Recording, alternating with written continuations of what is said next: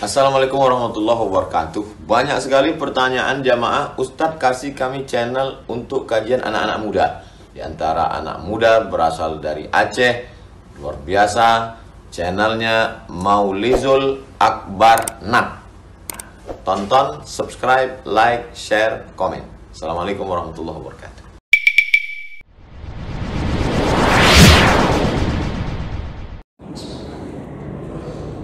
Assalamualaikum warahmatullahi wabarakatuh. Innal hamdalillah nasta'inuhu wa nastaghfiruh wa na'udzu bihi min shururi anfusina wa min sayyiati a'malina. Man yahdihillahu fala mudilla lahu wa man yudlil fala hadiya lahu. Asyhadu an la ilaha illallah wahdahu la syarika lahu wa asyhadu anna Muhammadan 'abduhu wa rasuluhul karim. اللهم صل وسلم على نبينا محمد وعلى آله وأصحابه أجمعين. أما بعد، رب اشرح لي صدري ويسر لي أمري واحلل عقدة من لساني يفقهوا قولي. Segala puji bagi Allah, kemudian salawat dan salam kepada Rasulullah, pada keluarga dan seluruh sahabat-sahabatnya. Ya Allah muliakan insyaAllah bapak-bapak, ibu-ibu, jemaah salat maghrib dan isya. Kita akan lanjutkan. Di pertemuan yang lalu kita mulai masuk ke dalam pembahasan tentang fadilah orang tua yang diberikan musibah dengan meninggal anaknya di waktu balita atau di waktu sebelum mumayyiz. Dan kita sudah menjelaskan fadilah yang pertama, yaitu orang-orang yang diberikan musibah dengan meninggalnya anak, maka dia mendapatkan pahala telah mengikuti dan taat terhadap keteladanan Nabi Muhammad SAW. Jadi mengikuti salah satu sifat Nabi SAW. Karena Nabi ketika diberi ujian oleh Allah dengan meninggal seluruh anak laki-lakinya di bawah umur 2 tahun, beliau menangis, tetapi bukan air mata penyesalan, tapi hanya sekedar air mata melambangkan kasih sayang. Namun beliau tetap bersabar, beliau tetap melanjutkan tugas sebagai seorang rasul, walaupun berbagai macam musibah diberi oleh Allah Subhanahu wa taala. Jadi siapa yang mendapatkan musibah yang sama lalu bersikap dengan sikap yang sama dengan Nabi, maka insya-Allah dia pun akan dikembalikan ke dalam surga bersama Nabi sallallahu alaihi wasallam. Dan sebagai catatan akhir, kenapa anak Nabi yang laki-laki semuanya diwafatkan di waktu kecil? Dalam catatan para ulama itu ada hikmah. Yang pertama, agar anak-anak Nabi tidak dikultuskan menjadi Nabi berikutnya. Jadi seandainya anak-anak kandung Nabi ini masih hidup, maka kemungkinan besar orang-orang akan menyembah-nyembah anak-anak Nabi, menganggap mereka adalah Nabi berikutnya. Hikmah yang kedua, Allah ingin memberitahu kita begitu sabarnya Nabi terhadap semua apa yang diberi oleh Allah kepada beliau yang berbentuk ujian. Hikmah yang ketiga, Allah ingin mengajarkan kita agar mengikuti kesabaran Nabi kita Muhammad sallallahu alaihi wasallam. Dan yang keempat, Allah ingin mengatakan bahawa Nabi Muhammad diberi banyak kebaikan, kelebihan, semakin tinggi derajatnya setelah melewati berbagai musibah. Nah, itu di antara hikmah yang dicatat kenapa anak-anak Nabi yang laki-laki semuanya meninggal di waktu kecil. Baik, kita lanjutkan fadilah yang kedua, yaitu orang tua yang bersabar ketika anaknya meninggal dunia di umur balita, maka dia dijamin masuk surga. Namun tentu kunci masuk surga yang rukun Islam tetap wajib dijaga. Artinya di sini maksud dijamin adalah kalau dia punya kekurangan-kekurangan, kesilapan-kesilapan setelah melakukan yang wajib, maka dengan kesabaran ini insya-Allah Allah mudahkan, Allah ampunkan sehingga dia akan masuk surga di atas kesabarannya. Ini semua berdasarkan hadis Nabi sallallahu alaihi wasallam. Jaminan surga itu tidak ada yang bisa menjamin kecuali dengan izin Allah. Dan Allah telah memberi izin kepada Nabi untuk menjamin surga orang-orang yang telah disebutkan oleh Nabi. Ada beberapa bentuk jaminan surga. Di antaranya, kadang-kadang Nabi menyebut langsung nama-nama mereka. Makanya ada 10 sahabat yang langsung disebut namanya jaminan surga. Kata Rasulullah, Abu Bakar fil jannah, Umar fil jannah, Utsman fil jannah, Ali fil jannah, dan seterusnya. 10 orang Rasulullah sebutkan. Nah, itu tipe pertama, jaminan Rasulullah masuk surga, untuk masuk surga. Yang kedua, ketika Rasulullah bertemu dengan orang-orang tertentu, maka Rasulullah menjamin surga untuknya dengan amalan yang orang itu lakukan. Contoh,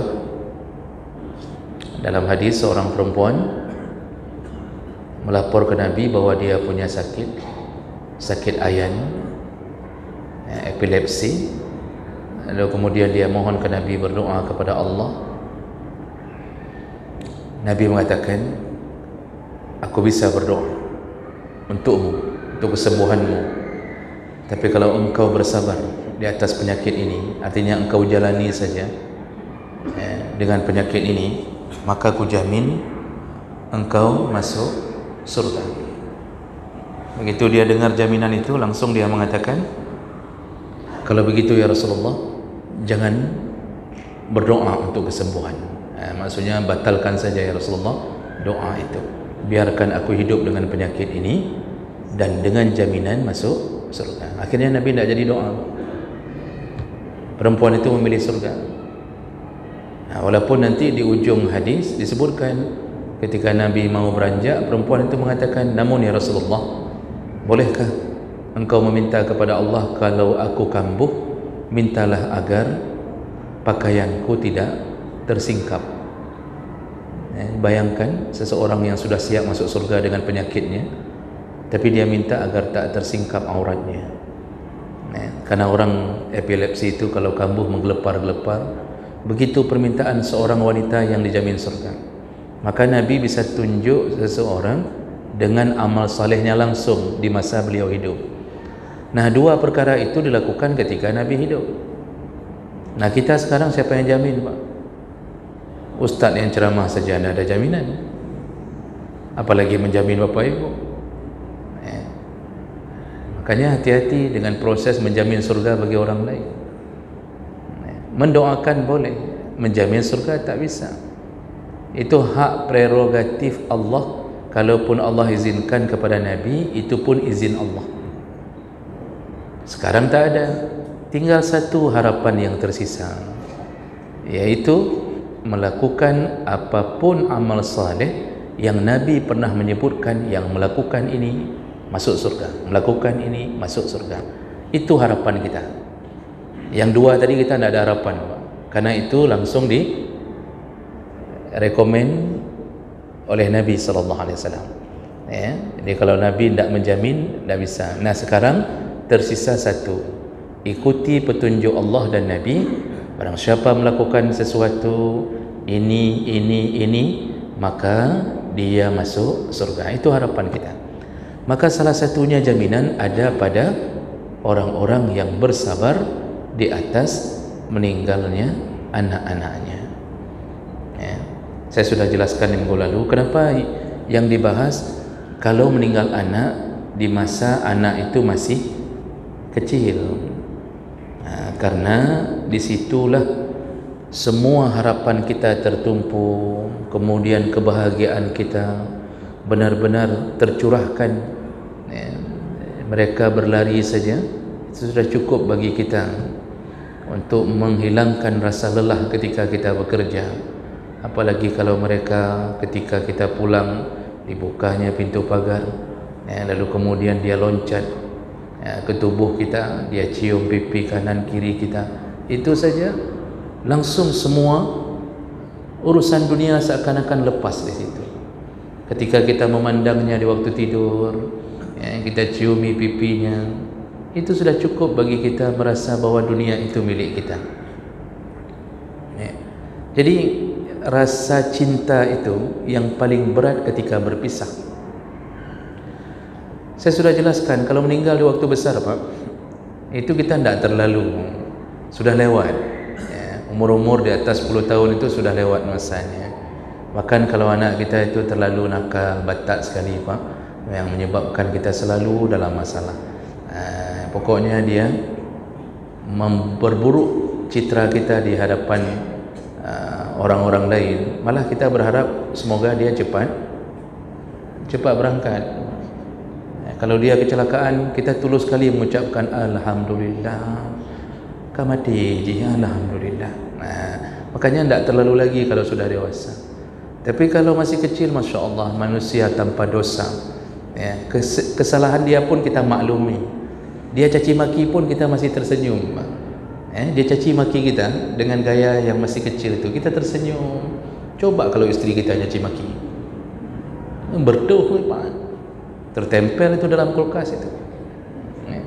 Maka kalau anak-anak caci maki tidak pernah melukai hati. Jadi inilah kenapa penyebab surga itu milik mereka yang Allah telah cabut nyawa anaknya ketika kecil. Dan ini berdasarkan beberapa hadis, di antaranya hadis riwayat Bukhari Muslim an Anas bin Malik radhiyallahu anhu qala Nabi sallallahu alaihi wasallam, Rasulullah berkata, ma min muslim yamutu lahu salasah lam yablughu al-hinsa illa adkhalahu Allah al-jannah bi fadli rahmatih iyyahu. Jadi kata Rasulullah sallallahu alaihi wasallam, kalau ada seorang muslim atau muslim manapun, ma min muslim manapun, atas nama dia muslim. Jadi kalimat ini membatasi kalau seseorang kafir Allah tidak berikan jaminan ini. Jadi kalau ada yang kasusnya sama, orang kafir ditimpa musibah, meninggal anaknya, dan itu bisa lebih hebat daripada musibah kita, lalu dia bersabar, tidak ada jaminan ini. Syaratnya muslim. Muslim itu pembatas antara kemurkaan Allah dengan rahmat Allah. Kafir, maka Allah timpakan murkanya. Musibah di dunia, Allah tambah lagi dengan siksa di akhirat. Muslim, musibah di dunia, Allah balas dengan kebahagiaan di akhirat. Apa kata Nabi? Seorang muslim kalau meninggal salasah, meninggal 3 orang anaknya, dan 3-tiganya lam yablughu al-hinsa, yang belum mencapai umur dewasa, atau dewasa itu maksudnya belum mencapai umur baligh pun, dia masih kecil-kecil. Kalau anak perempuan kan cepat balighnya Pak. Anak perempuan itu 9 tahun sudah balik. Kita laki-laki yang agak terlambat. Jadi ada anak-anak meninggal umur 7 tahun, 6 tahun, 5 tahun, itu masih umur-umur sangat kecil begitu. 3 orang meninggal dunia. Di sini Nabi menyebutkan jumlah tauqifi. Nabi yang sebutkan 3 orang meninggal dunia, maka kalau orang tuanya bersabar, adkhalahullahu jannah, Allah jamin orang tuanya masuk surga. Jaminannya bifadli rahmatihi iyyahum, yaitu dengan kemurahan rahmat Allah Subhanahu wa taala terhadap mereka. Jadi Allah ingin masukkan surga orang-orang tua yang meninggal anaknya ini dengan rahmatnya. Allah tahu perihnya hati seorang ibu yang ditinggal mati oleh anaknya, bahkan lebih sedih, lebih terpukul ketika meninggal anaknya dibanding meninggal suaminya. Kalau kita Pak juga sama, kita ini kalau meninggal anak, Masya Allah, ya, rasa-rasanya dunia ini sudah tak bermakna, mata kita tak lagi bisa memandang dengan jernih. Tapi kalau meninggal istri, makin jernih mata kita. Ini contoh, tapi tidak semua begitu kan. Saya rasa kalau di sini tidak ada yang begitu. Kalau jadi jemaah mulakan Allah Subhanahu wa taala, ini jaminan pertama. Lalu tentu kita bertanya-tanya, kalau meninggal 2 bagaimana? Nanti tentu ada yang bertanya lagi, kalau meninggal 1 bagaimana? Dalam hadis yang lain, permasalahan ini dikuatkan. Itu hadis dari Abi Sa'id radhiyallahu anhu. Anna an-nisaa qulna lin-nabi sallallahu alaihi wasallam. Jadi pada suatu hari beberapa perempuan itu mengatakan kepada Nabi sallallahu alaihi wasallam. Apa kata mereka? Ij'al lana yawman. Ya Rasulullah, carilah satu hari untuk kami. Ya. Untuk apa? Fawa adahunna, mereka ingin dinasihati oleh Nabi sallallahu alaihi wasallam. Jadi mereka ingin, maksudnya Nabi memberi ta'lim, memberi pelajaran, tausiah kepada mereka satu hari. Maksudnya dalam seminggu itu ada satu hari untuk memberi pelajaran kepada perempuan. Fa wa'adahunna, maka Rasulullah pun memberi mau'izah kepada mereka. Wa qala, lalu Rasulullah berkata kepada para perempuan, ayyuma imra'atin mata laha salasatun minal walad kanu hijaban minan nar. Kalau ada seorang ibu atau seorang perempuan yang meninggal 3 orang anaknya, maka mereka bisa menjadi penyebab, kanu hijaban, mereka bisa menjadi penyebab terhalangnya si ibu dari minan nar, dari neraka. Jadi kalau kalimat terhalang dari neraka, ya surga. Tidak ada lain Pak. Kalau tidak masuk neraka, berarti surga. Dan penduduk surga tidak akan dimasukkan ke neraka, tapi penduduk neraka akan dimasukkan ke surga kalau sudah sesuai dengan azab yang dicocokkan dengan dosa-dosa mereka. Jadi kalau disebutkan masuk surga, terhalang dari neraka, berarti itu adalah surga. Jadi karena mendengar juga kalimat yang sama, yaitu 3 orang anak. Qalat imra'atun, lalu seorang perempuan kembali bertanya ke Rasulullah, wa isnani ya Rasulullah, bagaimana kalau yang meninggalnya 2 orang ya Rasulullah? Maksudnya tidak sampai 3. Apa kata Rasulullah? Wa isnan, yang 2 pun sama. Nah, jadi ini karena tidak ada yang nanya, bagaimana kalau 1 orang? Makanya kadang-kadang sahabat karena akhlaknya yang mulia itu tidak berani tanya banyak-banyak, berulang-ulang pertanyaan yang sama. Makanya nanti ada hadis lain waktu fadilah memelihara anak perempuan, kan? Jadi Nabi mengatakan, barang siapa yang memiliki anak perempuan 3 orang dipelihara sampai mereka menjadi dewasa dan salihah, maka ayah ibunya masuk surga. Lalu sahabat ada yang bertanya, bagaimana dengan kami yang cuma punya 2 orang anak perempuan? Nabi mengatakan wa isnan, sama juga. Lalu Jabir berkata, kami tidak berani nanya lagi. Tapi Jabir memberi sebuah kalimat, aku yakin kalau aku bertanya bagaimana seandainya cuma 1 anak perempuan yang kami miliki, aku yakin pasti jawapan Nabi satu pun sama.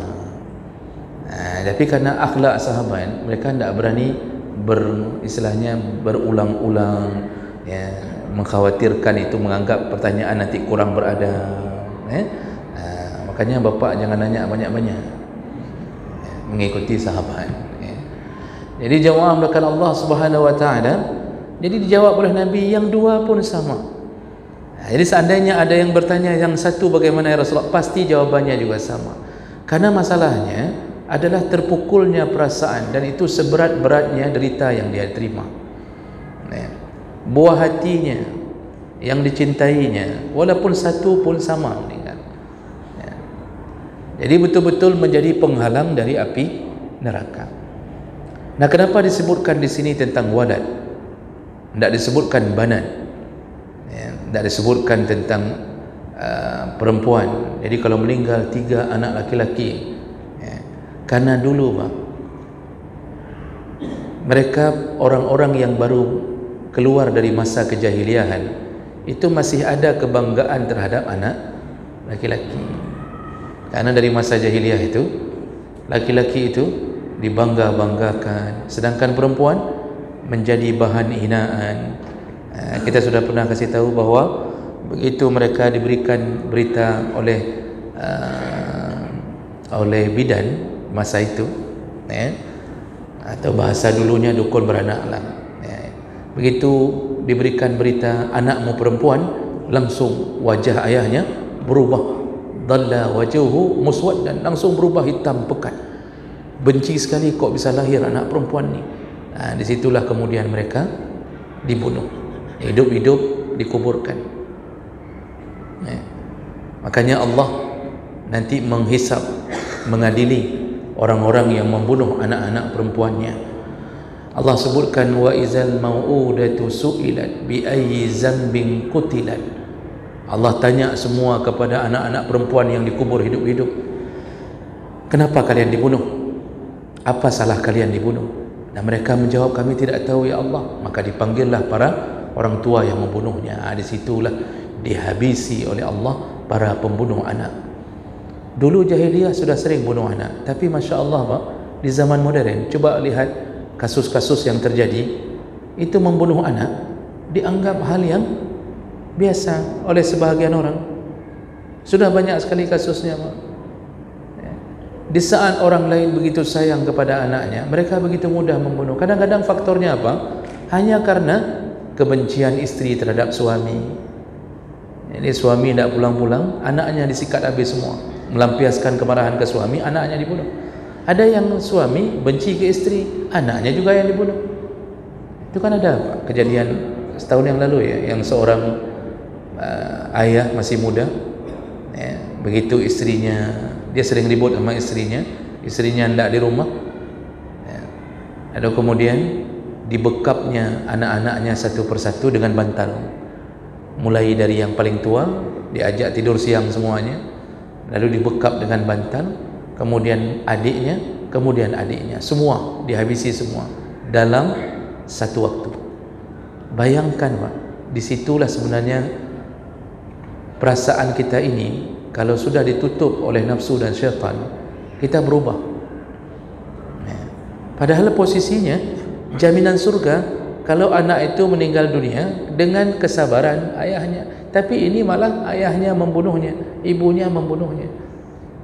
Jadi jemaah melakukan Allah Subhanahu Wa Taala, di ujung hadis Abu Hurairah menambahkan kalimat lam yablughu al-hinsa, selama mereka belum dewasa atau belum baligh. Jadi ini hadis juga riwayat Bukhari Muslim. Jadi jemaah melakukan Allah Subhanahu Wa Taala, orang-orang yang ditimpa musibah seperti ini dengan syarat mereka menerimanya, maka insya Allah jaminan Allah akan diletakkan di atas catatan mereka bahwa mereka wajib masuk surga. Makanya kadang-kadang Rasulullah menguatkan perempuan-perempuan dengan tausiahnya, karena dari dulu dari dulu itu perempuan itu sangat diperhatikan oleh Rasulullah, sangat-sangat diperhatikan. Nabi habis khutbah Aid, karena waktu itu tidak ada mic, tak ada speaker. Habis khutbah Id, kerana Id itu dihadiri oleh banyak sekali orang. Lalu Rasulullah melihat perempuan tak mendengar suaranya.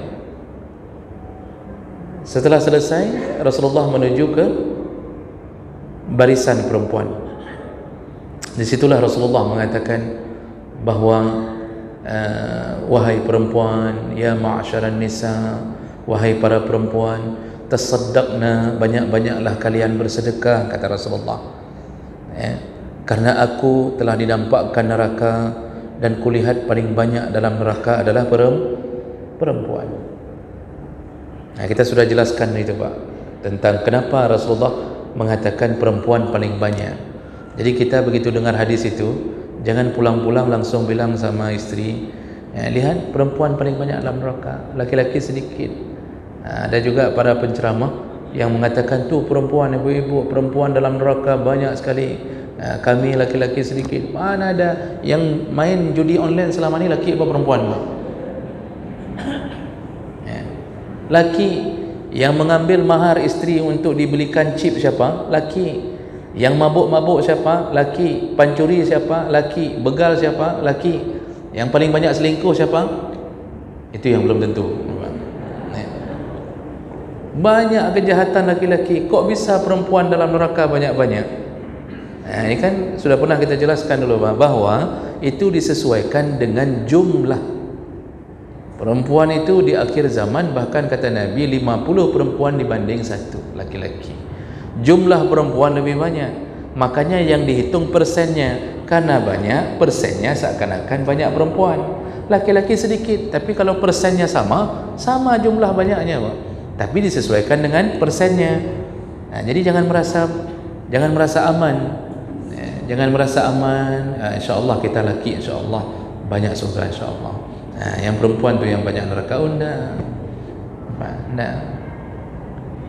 Jadi jemaah melakukan Allah, Rasulullah itu sayang sekali kepada perempuan, sehingga ketika mendengarkan hadis itu, para perempuan kemudian mengatakan, ya Rasulullah, apa dosa kami sehingga kami banyak dalam neraka? Baru Rasulullah menyebutkan, yaitu perempuan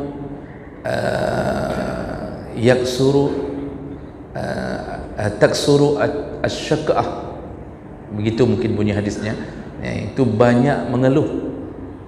Yang pertama karena banyak mengeluh, yang kedua yakfurnal ashir, sering durhaka sama suami, membangkang. Ni dua penyakit ni, mengeluh dalam hidup, maksudnya tak sabar, tak bersyukur. Apa yang dibawa suami tak syukur. Kalau suami sudah dapat gaji 1.990.000, pinginnya naik 200 lagi.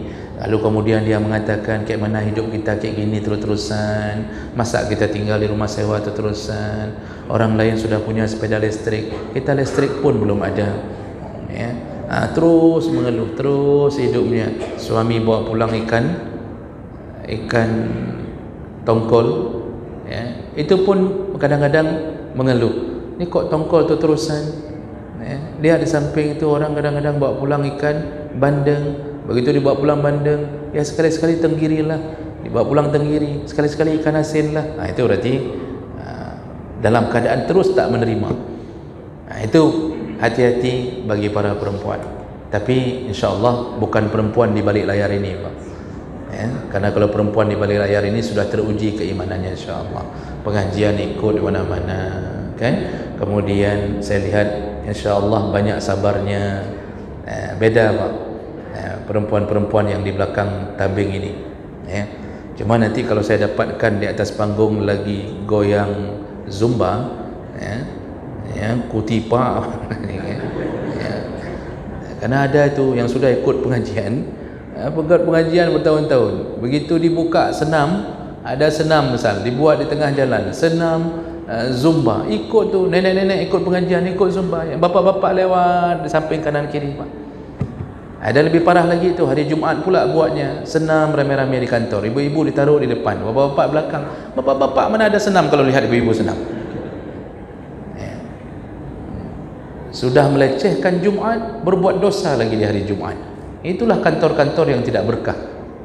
Makanya kepala-kepala dinas tolong dirubah kantor-kantor dengan kebijakan senam-senam, joget-joget di hari Jumaat. Makanya nanti dicabut keberkahan, hidup susah terus-terusan. Gaji bertambah tapi hidup dalam keadaan terus-terusan menderita. Ini kalau terus-terusan joget-joget seperti ini, Pak, itu tunggu saja Pertalite dinaikkan lagi jam 2 malam. Jadi ini semua akibat kezaliman kita sendiri. Jadi jemaah melakukan Allah SWT, Rasulullah banyak nasihati perempuan karena perempuan tersentuh cepat dengan meninggalnya anak. Kesedihannya luar biasa. Itu bahkan mereka tak sanggup menahan perih itu sampai termenung berhari-hari. Makanya Rasulullah beri jaminan, siapa yang meninggal anaknya lalu dia bersabar di atas musibah itu, Allah jamin dia masuk surga. Dan itu semua adalah kabar gembira. Sebenarnya itu semua adalah kabar gembira. Cuma untuk menuju gembira perlu mengalami ujian. Kita ini kalau mau dapat bahagia, Allah sudah bilang, afahasibatum an tadkhulul jannah, apakah engkau mengira begitu mudah masuk surga? Walamma ya'lamillahu allazina jahadu minkum wa ya'lamas sabirin. Sedangkan Allah belum melihat betapa hebat jihadmu dan betapa hebat sabarmu. Jadi jihad untuk hidup, sabar untuk hidup itu harus diuji oleh Allah. Salah satu ujiannya adalah ketika kita ditimpa musibah, orang yang terkasihi diambil Allah SWT. Berhasil sabar, wabashiris sabirin. Lihat kalimatnya, wabashir. Artinya berikan kabar gembira kepada siapa? Kepada sabirin. Jadi betul-betul kabar gembira kepada yang sabar. Kita tidak sabar, meninggal juga. Tidak terima, sudah mati juga. Tentu pilihannya sabar yang terbaik. Makanya sabar dalam musibah itu ada sedikit unsur keterpaksaan. Mau tidak mau terpaksa sabar. Oleh karena itu kita pernah kasih tahu, ketika menghadapi musibah paling bagus naikkan dari level sabar menuju ke syukur. Jadi di atas musibah masih syukur. Nah, jadi jemaah melakukan Allah, karena Allah sebutkan semua kalimat itu, wabashiris sabirin allazina iza asabathum musibah qalu inna lillahi wa inna ilaihi raji'un. Setelah mengucapkan kalimah itu dibarengi dengan sabar, Allah katakan ulaika alaihim salawatun min rabbihim wa rahmah wa ulaika humul muhtadun. Allah berikan pahala yang besar, Allah beri pengampunan, Allah beri rahmat, dan mereka termasuk orang-orang yang diberi petunjuk oleh Allah Subhanahu wa taala. Jadi Bapak Ibu yang Allah muliakan, memang betul-betullah kita harus melatih ini. Kita yang mungkin masih lengkap anak-anak kita harus siap-siap, Pak. Di saat terjadi sesuatu harus siap-siap. Mungkin yang kita selama ini mengira bahwa kita yang paling saleh belum tentu sanggup menerima ujian itu. Ada yang stres, ada yang tidak bisa menerima dengan beratap terus-terusan. Nah Bapak Ibu yang Allah muliakan, sebagai penutup, pada menit itu sebagai penutup, saya ingin memberi suatu kisah nyata yang terjadi di masa para sahabat, tapi berlaku pada seorang perempuan. Perempuan ini bernama Al-Khansa binti Amr. Jadi Al-Khansa binti Amr ini punya 4 orang anak. Jadi beliau hidup di masa Rasulullah dan masih hidup di masa Umar bin Khattab. Dan kemudian di masa Umar terjadilah salah satu perang yang bernama Perang Qadisiyah. Perang Qadisiyah itu perang melawan kerajaan Persia, dan rajanya adalah Rustum atau Rustam, orang sebagian mengatakannya. Jadi orang-orang Persia ini sudah mulai khawatir dengan ekspansinya kaum muslimin. Jadi mereka mempersiapkan 300.000 pasukan untuk menyerang kaum muslimin, sedangkan orang-orang di Madinah itu mempersiapkan hanya 30.000 orang untuk melawan pasukan Persia ini. Dan Al-Khansa itu punya 4 orang anak. Semuanya berlomba-lomba minta ikut perang Qadisiyah ini, berlomba-lomba. Dan tapi anehnya mereka semua saling tuding, kamu yang jaga mama, kami yang berangkat, kamu yang jaga mama, kami berangkat. Semuanya saling berlomba ingin berjihad. Cuma mereka tidak tega meninggalkan ibunya. Apa yang dilakukan oleh Khansa? Khansa mengatakan, nak berangkatlah semua, ibu dijaga oleh Allah Subhanahu wa taala. Berangkat semuanya, semua syahid, semua syahid. Begitu syahid, apa yang dilakukan oleh Khansa Pak? Dia keluar dari rumahnya, dia bawa kuih-kuih, dia bawa permen, dia bagi-bagi ke tetangga sambil mengucapkan kalimat, Alhamdulillah, aku telah diberikan Allah sebuah rahmat, anakku syahid semuanya. Begitu hebatnya seorang ibu, empat-empatnya syahid. Kita 4 orang anak, tak ada yang syahid satu pun. Maka bersabarlah ketika Allah mengambil anak kita. Ya, mudah-mudahan kita termasuk golongan-golongan yang diberikan kemudahan masuk surga. Subhanakallahumma bihamdik, asyhadu an la ilaha illa anta, astaghfiruka wa atubu ilaik. Wassalamualaikum warahmatullahi wabarakatuh.